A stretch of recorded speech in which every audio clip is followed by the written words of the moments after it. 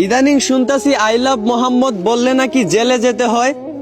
I love Mohammad বলায় নাকি ইন্ডিয়ার কয়েকটা ছেলেকে জেলে যেতে হয়েছে। আচ্ছা, তারা কি জানে না যে আমরা মুসলমান? তারা কি জানে না যে আমরা সেই নবীর উম্মত, যেই নবী শত পাথরের আঘাত খাওয়ার পরও দিনের দাওয়াত দিতে গিয়ে এক পাও পিছন ফিরেননি?